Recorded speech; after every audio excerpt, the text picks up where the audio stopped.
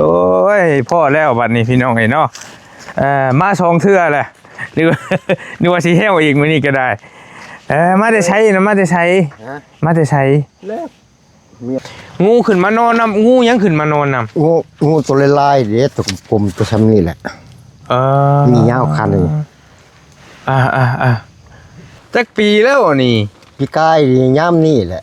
มันกัดไปจนสิเลยครึ่งเลยพี่น้องใหม่น้ำเขาล้ำหนึ่งเข้ามาให้อันนี้เจ้าหนึ่งเข้านะนั่นแหละอันบนหนึ่งพี่น้องชอบบอกใช่มันในจริงหนึ่งเป็นโอ้มันเหลือได้เดียว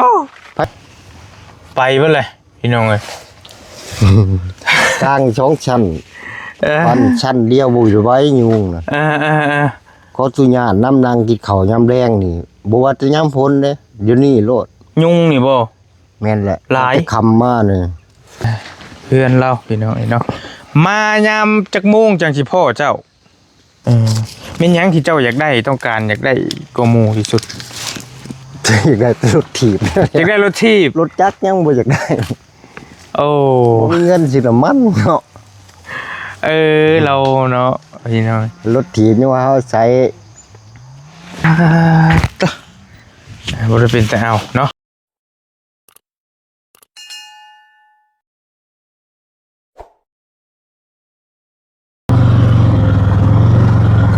โอ้โค้งบัดนี่ปุ๊บจึกจักพี่สิมอกว่าบ่ได้เนาะขอไม่ได้ทันรถของฮอดเลยเนาะโอเคมาพี่น้องมาโอ้จดทักทายสบายดีกันอยู่โอ้โหอยู่ป่าอยู่ดอนเนาะพอดีทั้งเป็นบอลลี่กับไอ้เพิ่นนัดกันอีกเท่านึงเข้ามาเบิ่งกันคนป่าประชาชนคนป่าก็ว่าได้ที่เราอยู่ในป่าคนเดียวฮะน่ะที่บอลลี่มากับไอ้เพิ่นตอนนั้นแหละบ่พ่อเราแต่วันนี้เนี่ยให้ไอ้เรานัดไว้อีกเท่านึงแต่ว่าไอ้เรานัดไว้ตอนเช้าว่าซั่นบัดเฮามาผัดช่วงบ่ายแหละที่พ่ออยู่เด้ควันมีควันไฟอยู่ทรงอยู่เปอร์เซ็นต์สูงอยู่เบิ่งแล้วก็ได้โอ้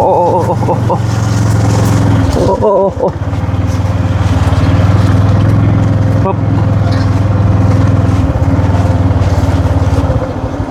เฮ้ย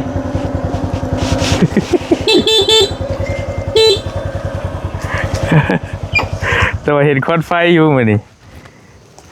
เฮ้ย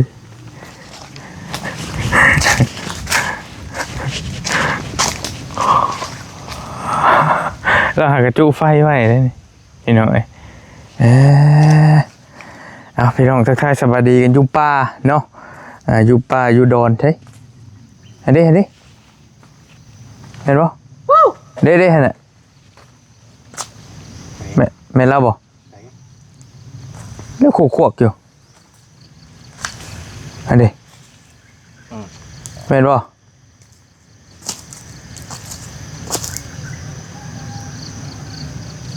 ให้เราอ่ะ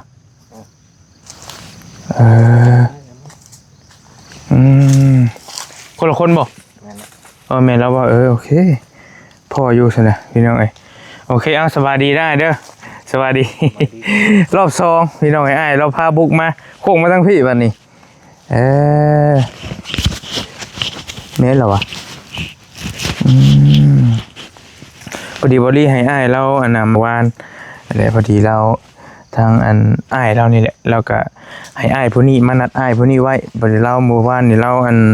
ไปเย่ไข่มุดแดงมาขายพอดีว่าสันเราเราถ่ายคลิปให้เบิ่งอยู่เราก็ทำมาหากินอยู่ป่าอยู่ดอนคนเดียวว่าสัตว์พี่น้องเนาะเธอ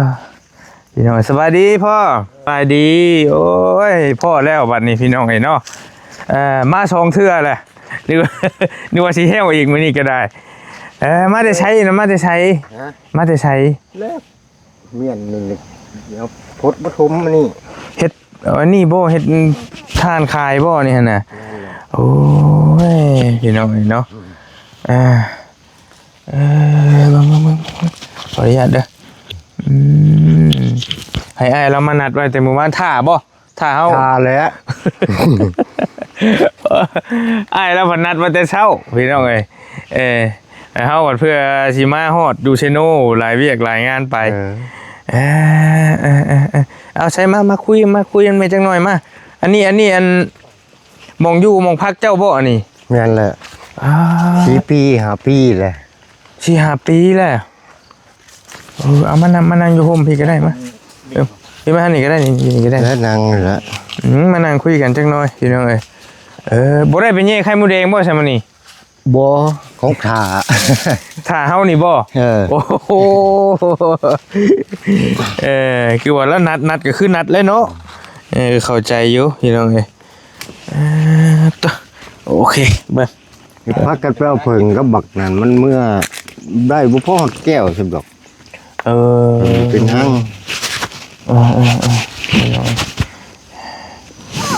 มาพี่น้องมา กันยามฝนแห้งกระเตกเปล่าหยาเนาะนี่ในปลายาวอันนั้นก็เบิ่งเขาหลักอยู่ มันสิมาบ่ได้พุ่นแหละนี่เนาะยามสิฮอดยามฝนเลยพี่น้องเอ้ยหอนยามฝนอยู่บ่ได้จักขีนจักยุงปุบได้กลางคืนอันจักสิว่าไปจะได้บ่ลีก็ได้อันพ่ออยู่นี่ขออนุญาตห้องพ่อก็แล้วกันพ่ออายุจักปีเกิด1973จักปีอ้ายต้องลบ2025 1973ลบ2025 1973 52 ปีอันชื่อแนวใดก็เจ้าชื่อไผ่ไผ่เนาะอ้ายไผ่ซะเอ้าพี่น้องเนาะอันอยู่นี่หั่น3-4 ปี4 ปีเลยดินไผ่อันเจ้าอยู่นี่ดินในและในบ้านนี่คนในบ้านขอเพิ่นอยู่เขาเจ้าก็มีแต่อ้ายน้องแบบเดียวกับข่อยนี่แหละบ่มีพ่อมีแม่นั่นก็ได้มีแต่เช้าผู้เดียวอยู่สหรัฐดิเพิ่นมาอยู่กูมื้อโอ้ฮอดกำหนดเมื่อแหละโดยพี่น้องเอ้ยอันแต่เก่าข่อยก็มาทางให้ทางสวนเฮ็ดเตาอยู่นี่ตะกี้ก็เจ้ามาเฮ็ดอยู่ได้นี่แหละเขาก็มีแต่ผู้ชาย2 คนอยู่ในเรือนเฮานั่นก็พอดีน้าบ้าวเพิ่นนี่แหละเพิ่นฮู้จักเฮาน่ะไปช่วยเหลือคนทั้งใต้ทั้งเหนือแหละเพิ่นก็เห็นทั้งอ้ายนี่แหละแล้วเพิ่นก็สงสารว่าซั่นก็เลยบอกให้เฮามาเพื่อว่าเฮาพอช่วยหยังเจ้าได้บ่หั่นน่ะเห็นเพิ่นก็ขอยก็ไปทั่วอยากช่วยเหลือเจ้าหั่นแหละเราก็ได้เราเห็นแล้วก็เราอิบาปแต่วันนี้ก็เฮามาเทื่อนึงแล้วน่ะบ่เห็นมารอบก่อนหั่นพากันห้องจนเราคอจนแหบสิรอหาพึ่งทาแถวนี่เด้อบ่ลงไปปลุกใหม่นั่นตุกมิดใช่ห้อยอยู่เพิ่นว่าโอ้ยนางลี่อยู่ในหันเพิ่นว่าโอ้ยแม่ไปลี่เด้อเจ้เห็นพึ่งจ้องหั่งคนมื้อนั้นโดยพี่น้องอันน่ะขออนุญาตเด้ออันถือทั้งพ่อนี่อันลูกเมียเด้ซั่นน่ะเคยมีอยู่บ่ป้าบ่เลยมันผู้เมียเก่าก็ไปเอาไม้มันก็บ่ถือกับลูกกับเต้าขนาดลูกก็ไปส่งให้หมดหม่องบ่ได้มีหม่องอึดหม่องอยากโดยเขาก็ส่งขึ้นมาหมดดีมาอยู่นำเขาในหลุมนี่ก็บ่ให้คอยบ่ให้อยู่นำคอยเว้าบอกให้เฮ็ดซอยหาซอยบ่อยากเฮ็ดอยากหามีแต่อยากกินซื่อๆมันก็บ่ไหวเจ้าคอยเว้าพัดให้ค้อนพาดหัวข่อยหัวแตกเมียลูกและลูกชาย2 คนอยู่วิละเพิ่นไปใช้ได้นี่เพิ่นไปใช้ลูกเจ้าได้นี่อยู่ลุมอยู่น้ำเขานี่แหละบอนเฮือนเจ้ากายมามันมีเฮือนนั่นนี่แปลกระช่องชำหลังเฮือนดินง่ายๆก็เพิ่นก็อยู่แต่เพิ่นเจ้าก็อยู่แต่เจ้าซั่นซะเนาะอยู่ไปอยู่มันอยู่นี่แหละบัดนี้ก็หิวแห้งมีอันกินก็ขึ้นมาเลยรักเอามากินมาเอาของพ่อนี้แต่ว่าก็บ่ถือกับพ่อบ่อยู่กับพ่อบ่ได้ปากเอาเหมือนกัน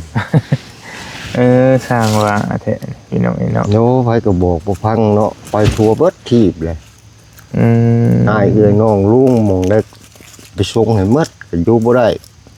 ก็เอาเมียก็2 คนแล้วแต่ยังข่อยยังอยู่บ่ได้ มีแต่เฮาว่าอันนี้เด้ออันนี้นั่นเฮาถ่ายคลิปแหละมีพ่อแม่พี่น้องเพิ่นเห็นทั่วโลกเด้อพ่อเด้อและพ่อเฮาถามหยังแหละพ่อตอบได้ก็ตอบพ่อตอบบ่ได้ก็บ่ตอบเด้อ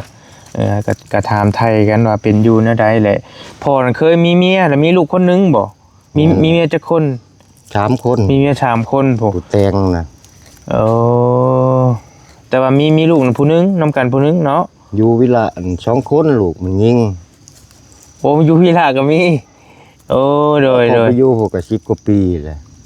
จะเลือกพ่อบ้านแล้วก็ถือคอยเป็นพ่อบ้านก็บ่เป็นบัดนี้ โอ้ ก็ยาก น้ำครอบครัว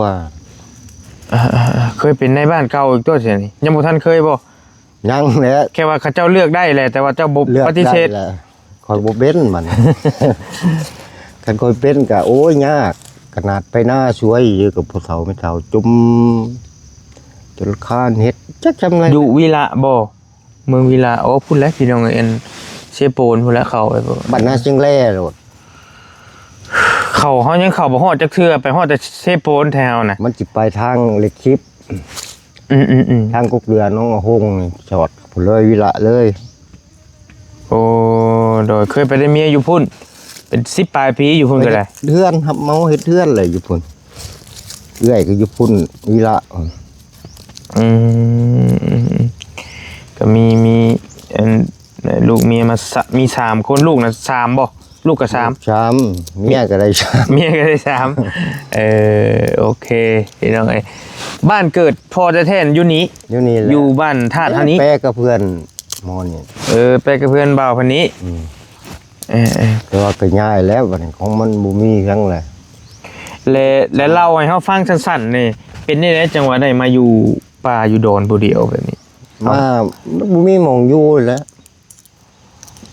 เพื่อนชาตินั่นมันไผเอาไปไผอยู่ แล้ว เสร็จ ชานก็เขาปั่นกันเขาก็เอาไปเบิดแล้ว เออ พวกเขาคอยเขาก็ขายให้พวก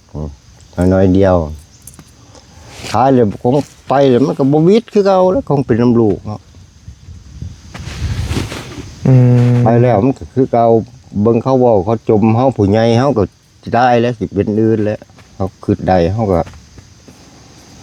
เว้ากัน แต่ป้ากับเมียก็บ่ได้เถียงจักคนคะแนนเห็นหน้ากันก็ถามกันคือเก่า ยางกำลังกันคือเก่าเขาก็ได้พื้นเว้าได้บาทแต่ละบาทเฮ็ดแต่พวกนี้แหละปากันปัด ยังเว้านำกันอยู่ บ่ได้พิษได้เรียงกัน เขาก็บอกเนาะเจ้าสิด่าไปก็บ่มีประโยชน์หยังว่าทำดีแม่นโลดว่าบ่อยู่ร่วมกันบ่ได้ก็บอกกันซะแยกกันเลย อยู่ไปมันก็พอสำนั้นแหละ ให้กันไปก็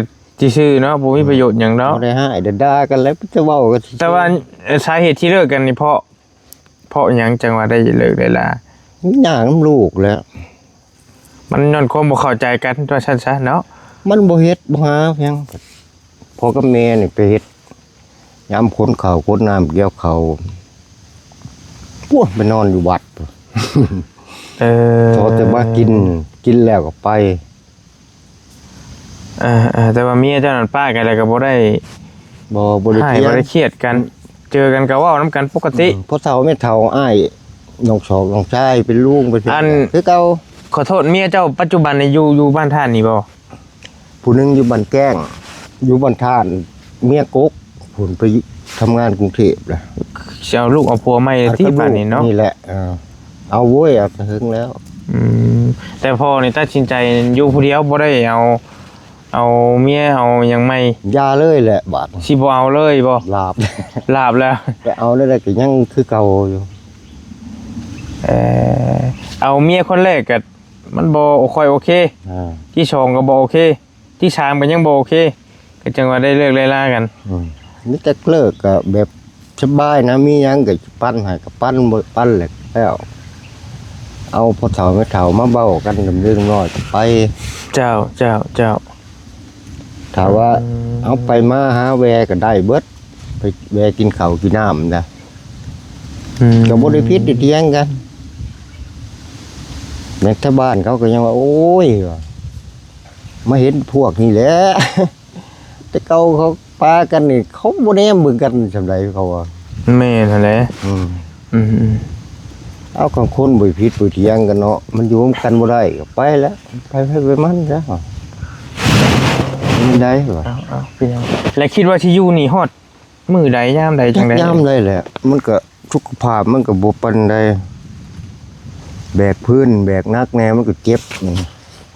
แต่ละอันชีวิตประจำวันของพ่อนี่คือเฮ็ดทานน้ำเน ทานนี่แหละ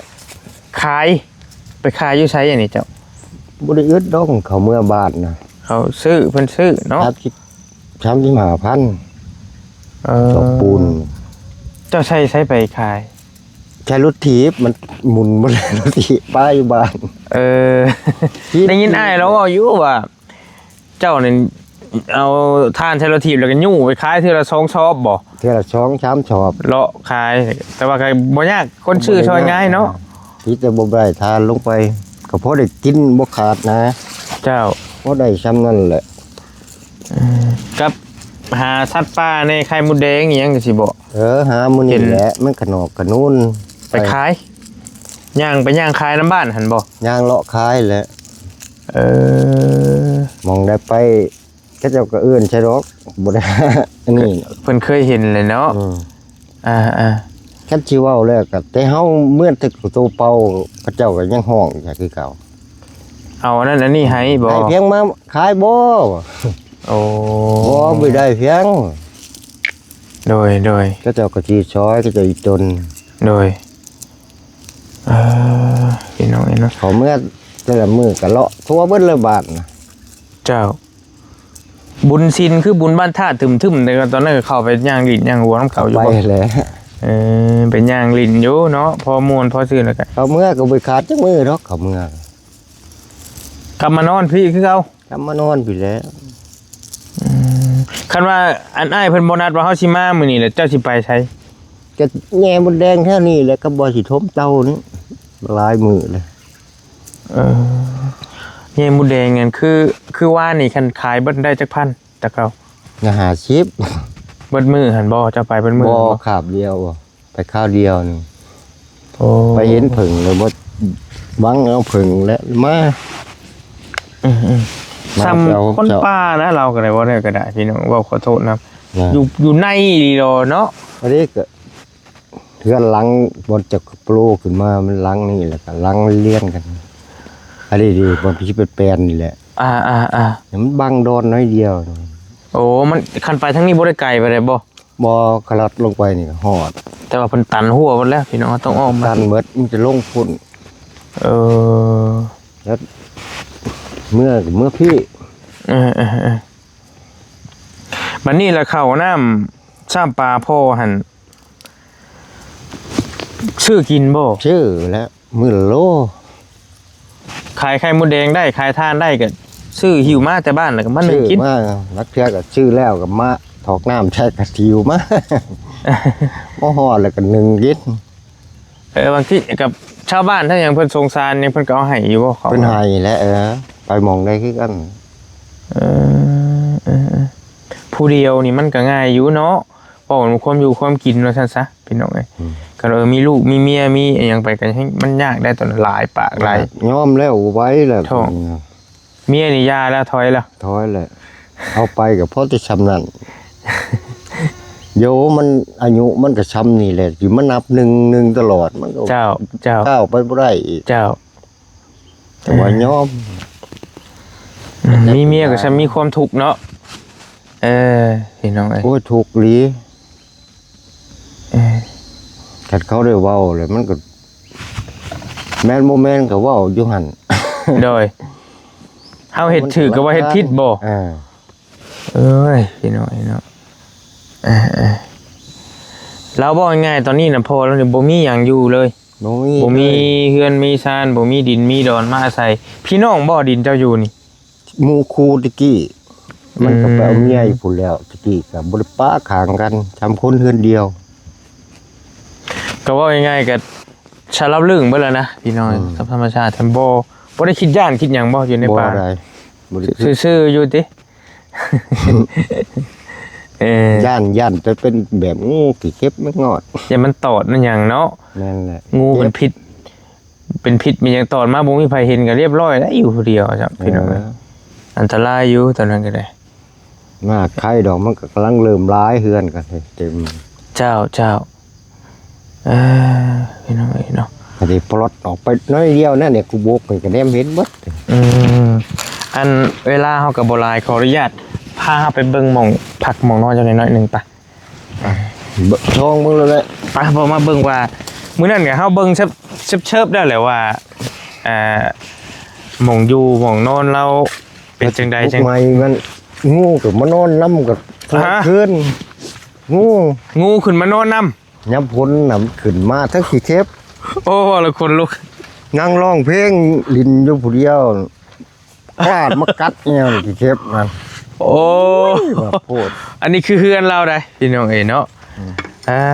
พอย่างมานี่นั่นนึงงูขึ้นมานอนนำงูยังขึ้นมานอนนำ งูตัวลายๆเด็ดตัวกลมตัวช้ำนี่แหละมียาวคันเลย มันบริตอดบริอย่างติ บ่เขาไปนอนอยู่ในมุ้งบ่ได้มันเข่ามันก็บ่ถือชูนยามคืนน่ะบ่ได้นอน3คืนจะลอยเบียดเพียเบิดนอนในปีนยุ่งกัน โดยบ่ไหวเลยคลาดเข้าไปนอนนี่ได้หาคืนเห็ดมันเลือออกมันอยากออกแต่มุ้งจังได้ขามัน อันขออนุญาตพอขึ้นเบิ่งภาพขึ้นเบิ่งหม่องเจ้านอนแท้ๆอีหลีเนาะอันนี้เนาะ มองนอนแท้แล้วคือครบอย่างนั้นบ่มีหมอง บ่เป็นหยังหรอกเจ้าอันอยู่นี่ก็ได้นี่เจ้าพอดีซำหังหนูว่าขออนุญาตนำพี่น้องอยู่แบบฝนตกเลยจะอยู่จะได้เป็นซะอันนี้นะ มันก็บ่ได้หัวดอกคันลมมาแห้งก็พัดไปของไม้เต็งแม่นสิเจอโดยอันมองอันนี้หดเข่าเจ้าบ่อันนี้ นั่นแหละ ป้า ชานเอาเองบ่มีไม้ชานอีก จักปีแล้วอันนี้ พี่กายนี่ยามนี่แหละ มันกัดไปจนสิเลยครึ่งเลยพี่น้อง ขอไม้นำเขาลำนึงเข้ามาให้ อันนี้เจ้าหนึ่งเข่านะ นั่นแหละ อันเบิ่งบ่นึงพี่น้อง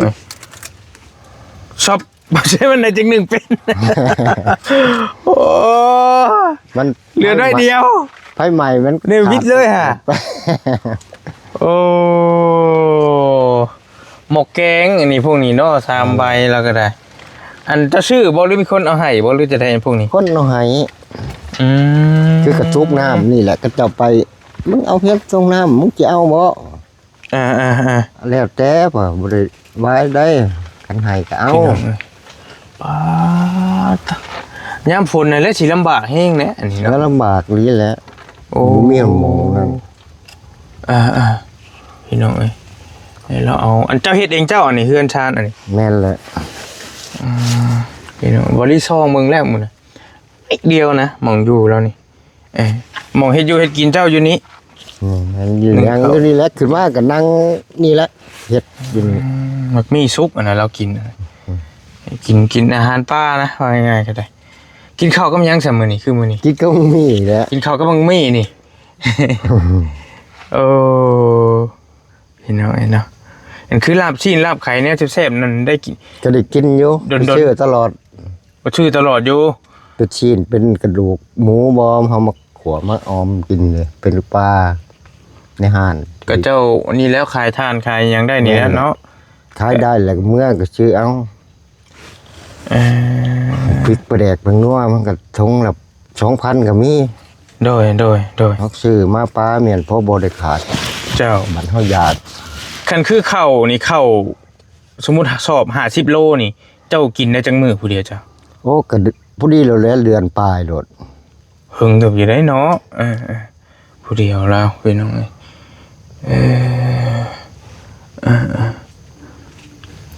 ยามมื้อค่ำมื้อคืนก็นอนแบบคันฮ้อนนี่ก็บ่เว้าแล้วอันนี้เนาะพ่อเนาะเหือแตกพากๆได้เบิ่งเด้อขอโทษเด้อ เอาขึ้นเบิ่งโลด มุ่ง มุ้งช่องชั้นกลางมันจะอยู่กันน่ะ โธ่มันก็พี่น้องเอ้ยควันไฟอย่างสารพัดได้มุ่งแต่จักปีจักเดือนอันนี้ แต่2 ปีแล้วตัวนี้นะต ตัวนี้ฮะกูกลางพวกนี้บางนึงนี้ตัวนี้ ไปเบิ่เลยพี่น้องเอ้ย กลาง2ชั้นปันชั้นเดียวบ่อยู่ไว้ยุงน่ะเขาสุญาตน้ำนางกินข้าวยามแรงนี่บ่ว่าจะยามพ้นเด้เดี๋ยวนี้โลด ยุงนี่บ่ แม่นแหละ หลาย จะคำมาเนี่ยกินข้าวปุ๊บปั๊บยาวยุงมันจูดเมียนช่องบ่องซ้ำหอกบ่ได้อยู่มัน พอลงมาพี่บัดนี้เบิ่งขออนุญาตมันคืออาชีพแล้วพี่น้องเฮ็ดทานเอากะเวลาสิบ่หลายสิมื้อละก็นั่นก็มื้อหน้ามื้อในสิมาหาใหม่เพื่อนเราพี่น้องเนาะมายามจักโมงจังสิพ่อเจ้า 4 โมงแรง5 โมงแรงพ่อคู่มือแหละ สิ5โมงนี่เจ้าอยู่เพื่อนเนาะพอสมมุติว่าเฮา มัน ผ่าน ข่อยมาแตปลาก็มาพัดหมดพัดเวียงก็ยางเขาเมื่อนี้ แต่สมมุติว่าตอนเที่ยงตอนบ่ายนี่บ่ค่อยอยาก ตอน เฮ็ด เที่ยงกับพ่ออยู่คือกัน คันเที่ยงอีหลีนี่พ่อ ตอนนั้นเลยจนร้ายมักพ่อนะเขาไปแต่ข้าวเดียวแล้วมันอยากเขาอยากน้ำน่ะก็มาแล้วบ่มา คันว่าช่วยอีหลีนี่แต่ละมื้อนี่มาแบบว่าเห็นคู่มือแล้วนี่4หรือ5โมงนี่เห็นบ่ เห็น เนาะ โอเคเพราะว่าเพื่อเฮามามื้อหน้าน่ะ ชลายมันบ่ได้ไปไกลดอกขณะมือน่ะเขาไปน่ะเด็กกูบกไปพุ่มนี่เด้ อันมื้ออันเฮาใช้เฮาห้องหั่นได้ แม่นแหละ เฮาก็คือว่าห้องดังอยู่นั่นเนาะ ลมได้ยินแต่เสียงลมหึ่นจักพังแพงคือว่าสิลมมาบ่ได้คือเสียงรถไถมาตอน บ่ห้องบักดังๆนึงหน้ากับอ้ายเพิ่นมื้อน่ะโปกเอกโอกเอกเสียงซับหม้อยเอาเลยมิดชิลี แล้วก็อยู่กับธรรมชาติพี่น้องคักแต่ว่ามันก็ถ้าเฮาอยู่บ่เป็นธรรมชาติมันก็อันตรายอยู่งูเงี้ยวนี่แหละ นี่ก็มักไหม้ก็แต่ข้าขึ้นมาอยู่แล้วมันจะยางขึ้น คันว่าอันนั้นคือคนเอาไปเล่นนี่เนาะ โอ้ยมันบ่ยังช้ำ ว่าเขาจะเอาไปขายเด้พี่น้องแล้วก็มีถ้ารถเฮาก็เข้ามาบ่ได้จอดอยู่พุบ่ได้เอาหยังมาฝากมีแต่เฮาสิเอาเงินให้เจ้าเอาไว้ซื้อหยังกินมื้อแลงเด้ออันพอเด้อไปซื้อหยังกินเลยคันเฮามามื้อหน้าแล้วเฮาสิซื้อหยังมาฝากเนาะแม่นหยังที่เจ้าอยากได้ต้องการอยากได้กว่าหมู่ที่สุด อยากได้รถถีบ อยากได้รถทีบ รถจักรยังบ่อยากได้ โอ้ มีเงินสิละมันเนาะ เราเนาะพี่น้อง รถถีบนี่ว่าเฮาใช้เพราะว่าอยากกินนั่นนี่ไปขี่ไปแวบเข้าเมืองสบาย หากสิเห็นทั้งพอลุงเรานี่แหละอยากได้รถถีบโบโลบลายคือเจ้าโบโลบนี่คือเจ้าอยากบ่มีเงินเติมน้ำมัน มันเอามาก็ยากคือเก่า ระวังอีกแล้วเนาะ ได้ มาจอดแล้วนี่คนลักไปเพราะแฮงอีกแค่ว่ารถจักร ชานบ่ได้หนึงมาว่าเป็นลีนเป็นหยังมันผัดมุนแล้ว เฮามามื้อนั้นคือเห็นรถถีบเราอยู่บ่อันเพ่บ่รถถีบนิดหน่อยคันนิดหน่อยจ้ะ บอลถีบมันบีนคูออกคนละข้าง ถีบก็บ่ไปบัดนี่อาศัยเอาทานขึ้นใช้ชามชอบแล้วก็ชุกยางพอเฮาบ่ได้หาบเลย คันได้รถถีบก็พอได้อยู่ทานเมื่อขายพอได้ปั่นเมื่อขายไข่มดแดงขายอันนั้นก็ง่ายเด้เนาะ ง่ายมันไว้แนว คันว่าย่างอะโยไกลเดี๋ยวได้พี่น้องไปฮอดบ้านธาตุ ใกล้เลย ก็แบบพี่น้องเนาะเอาในใดก็แล้วแต่เนาะกับข้าวหั่นแหละเนาะสิ่งสำคัญคันได้ให้เราจักสอบหนึงนี่ก็อยู่เฮิงเติบพี่น้องเพื่อนเราก็เห็นบางคนกายไปกันมาบ่ได้คิดว่าเพื่อนนอนเนาะอันนี้แบบนี้น้อยเดียวโพดโพเถอะเอาเฮาชื่อเบาลี่เด้อเฮาน่ะเด้อเฮาเอาเงินไว้ให้เจ้านี่เงินเฮาเองนี่100,000เด้อ ผมขอบใจหลาย โดยเอาไว้ซื้อ ทำบุญชู โดยเอาไว้ซื้ออยู่ซื้อกินนั่นแหล้ว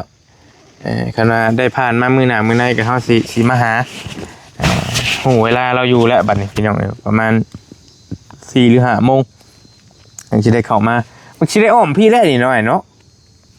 ปาโตคันย่างก็รอดหัวมันนี่ก็ได้ที่บ่ เด้ขี่รถลงนี่เขาขี่ลงอยู่ เห็นหัวบ่ที่หัวตันเบิดแล้ว ไปทั่วแล้วบ่ แม่น โอ้ยแล้วจ้ะ ต้องได้โค้งมาคันย่างมาสิรอดมาได้อยู่ของชง หลอดเข้ามานี่ มัน หลอดบ่ได้ บ่ได้อีกบ่ จุกข่อยยังสิแป้งอยู่ในบนทางเก่านะหั่นนี่กับหมอน่ะหมอนี่มันเฮ็ดสวนมันอยู่นะหั่นแหละ อืมอ๋อไปนั่นๆเด้อเฮาก็เฝ้าไปทางอื่นแน่อยู่ดีมีเฮงเด้อพ่อเด้อ เจ้า อยู่ดีมีเฮงปีใหม่เดี๋ยวสิมาหาใหม่ไปเลยเด้อเอาสบายดี FC สบายดีพี่น้องนี่โดย พี่น้องเอ้ยโอ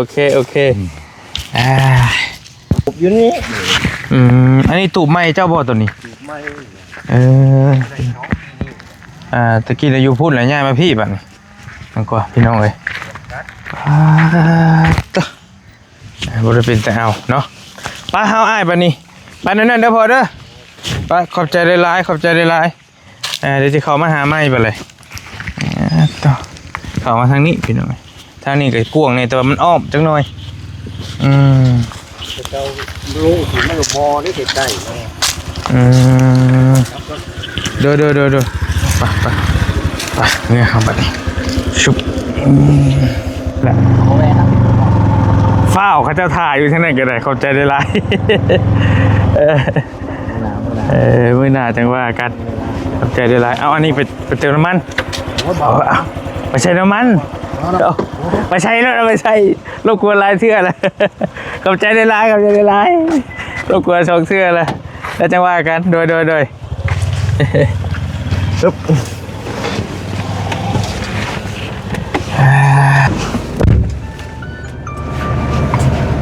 ไปพี่น้องไห้บอลี่คอโต